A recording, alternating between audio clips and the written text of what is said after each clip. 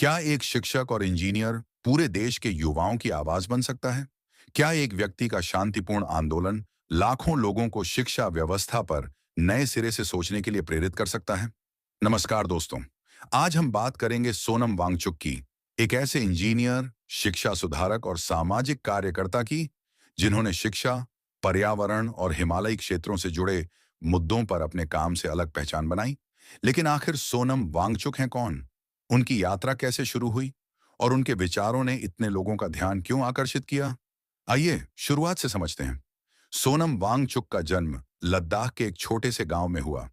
बचपन में उनके गांव में स्कूल नहीं था, इसलिए शुरुआती शिक्षा उन्हें घर पर अपनी मातृभाषा में मिली। बाद में उन्होंने इंजीनियरिंग की पढ़ाई की और शिक्षा के क्षेत्र में बदलाव लाने का संकल्प लिया।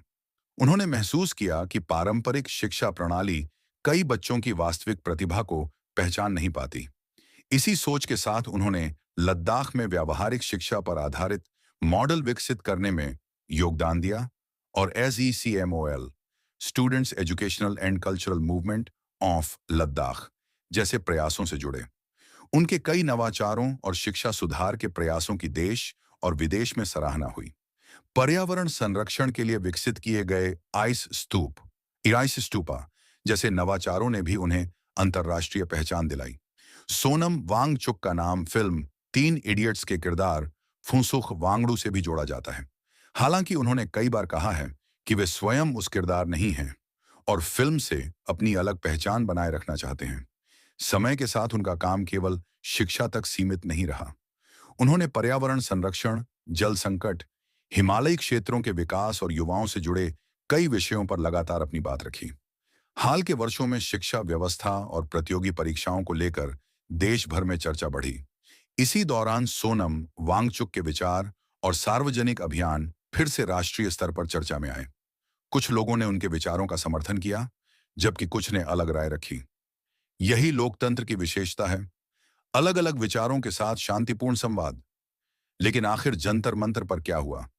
छात्र वहां क्यों पहुंचे? और यह आंदोलन देश भर में चर्चा का विषय कैसे बन गया? पिछले भाग में हमने जाना कि सोनम वांगचुक कौन है और शिक्षा के क्षेत्र में उनका योगदान क्या रहा।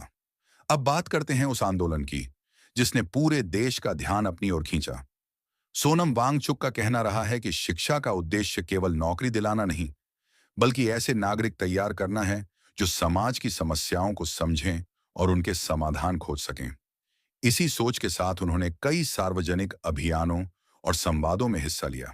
हाल के समय में जब शिक्षा, युवाओं के भविष्य और सरकारी नीतियों पर बहस तेज हुई, तब उनके विचारों ने बड़ी संख्या में छात्रों और युवाओं का ध्यान आकर्षित किया।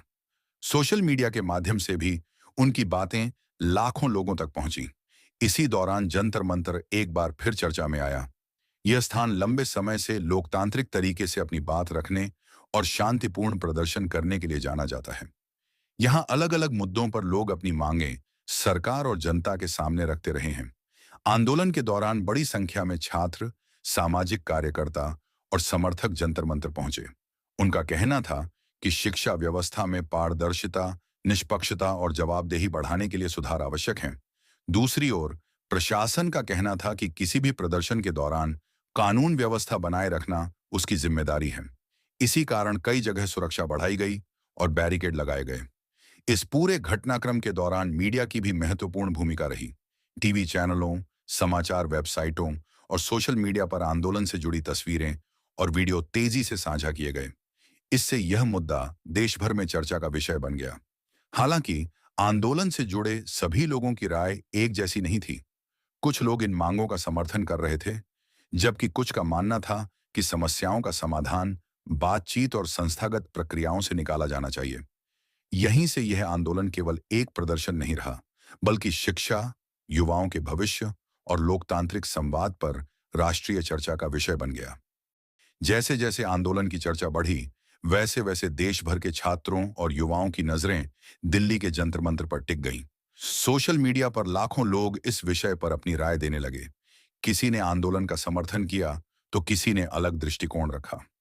आंदोलन के दौरान प्रदर्शनकारियों ने शांतिपूर्ण तरीके से अपनी मांगें रखने की कोशिश की।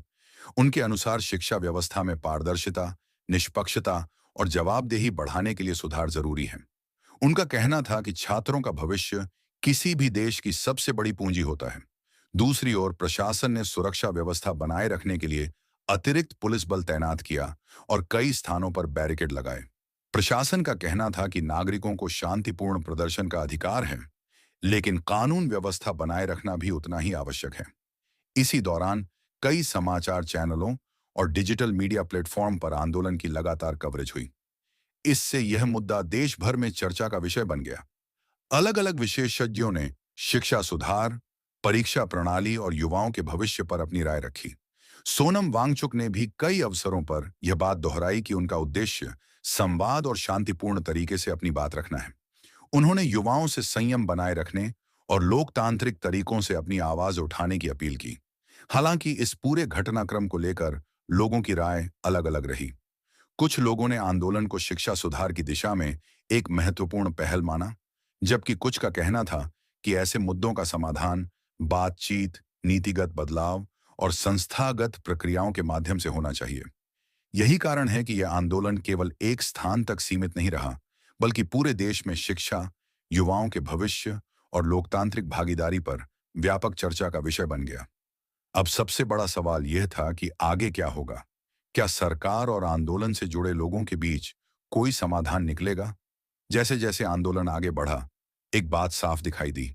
यह केवल किसी एक व्यक्ति का मुद्दा नहीं रह गया था। इसने देश भर में शिक्षा, युवाओं के भविष्य और लोकतांत्रिक संवाद पर चर्चा को और तेज कर दिया। सोनम वांगचुक का कहना रहा है कि किसी भी लोकतंत्र की ताकत संवाद में होती है। उनका मानना है कि जब छात्र, शिक्षक, विशेषज्ञ और सरकार मिलकर बातचीत करते हैं, तब बेहतर समाधान निकल सकते हैं। आंदोलन के दौरान अलग अलग वर्गों के लोगों ने अपनी अपनी राय रखी। कई छात्रों ने कहा कि वे शिक्षा व्यवस्था में अधिक पारदर्शिता और निष्पक्षता चाहते हैं। वहीं कुछ शिक्षाविदों का मानना था कि सुधारों के लिए लंबी अवधि की नीति और सभी पक्षों के सहयोग की आवश्यकता होती है। दूसरी ओर प्रशासन ने कानून व्यवस्था बनाए रखने और सार्वजनिक सुरक्षा को अपनी प्राथमिकता बताया। प्रशासन का कहना था कि शांतिपूर्ण प्रदर्शन लोकतंत्र का हिस्सा है, लेकिन यह भी जरूरी है कि आम लोगों की सुरक्षा और व्यवस्था बनी रहे। इस पूरे घटनाक्रम ने एक महत्वपूर्ण सवाल खड़ा किया। क्या भारत की शिक्षा व्यवस्था को समय के साथ और बेहतर बनाया जा सकता है? इस प्रश्न पर देश भर में अलग अलग विचार सामने आए। विशेषज्ञों का मानना है कि शिक्षा में सुधार केवल परीक्षा प्रणाली तक सीमित नहीं होना चाहिए। इसमें बेहतर स्कूल, प्रशिक्षित शिक्षक, आधुनिक तकनीक, व्यावहारिक शिक्षा और समान अवसर जैसे पहलू भी शामिल होने चाहिए। सोनम वांगचुक भी लंबे समय से ऐसी शिक्षा की बात करते रहे हैं जो केवल अंकों पर नहीं, बल्कि सोचने, समझने और समस्याओं का समाधान खोजने की क्षमता विकसित करे। यही वजह है कि उनके विचारों पर चर्चा केवल आंदोलन तक सीमित नहीं रही, बल्कि शिक्षा के भविष्य और युवाओं की भूमिका पर भी होने लगी। अब सवाल यह है कि इस पूरे आंदोलन का आगे क्या असर हो सकता है? क्या इससे कोई बदलाव आएगा? और युवाओं को इससे क्या सीख लेनी चाहिए? सोनम वांगचुक ने वर्षों से शिक्षा, पर्यावरण और समाज से जुड़े मुद्दों पर काम किया है। उनके विचारों से कई लोग प्रेरित होते हैं, जबकि कुछ लोग उनसे असहमत भी हैं। किसी भी लोकतंत्र में अलग अलग विचार होना स्वाभाविक है। जंतर मंतर पर हुए आंदोलन और उससे जुड़ी चर्चाओं ने एक बार फिर यह सवाल सामने रखा कि शिक्षा व्यवस्था, छात्रों के भविष्य और सार्वजनिक नीतियों पर लगातार संवाद क्यों जरूरी है। इस पूरे घटनाक्रम में प्रदर्शनकारियों ने अपनी मांगें रखीं, वहीं प्रशासन ने कानून व्यवस्था बनाए रखने की अपनी जिम्मेदारी निभाने की बात कही। दोनों पक्षों की अपनी अपनी बातें थीं और अंतिम निर्णय लोकतांत्रिक तथा कानूनी प्रक्रियाओं के माध्यम से ही तय होते हैं।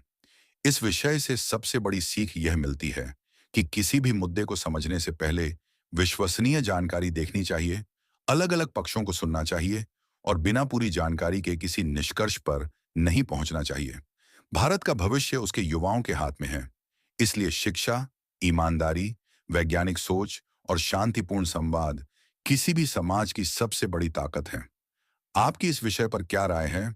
क्या आपको लगता है कि शिक्षा व्यवस्था में और सुधार की आवश्यकता है? अपनी राय हमें कमेंट में जरूर बताइए। अगर आपको यह डॉक्यूमेंट्री पसंद आई हो तो वीडियो को लाइक करें, अपने दोस्तों के साथ शेयर करें और ऐसी ही तथ्यपरक और जानकारीपूर्ण वीडियो देखने के लिए हमारे चैनल को सब्सक्राइब करना न भूलें। धन्यवाद।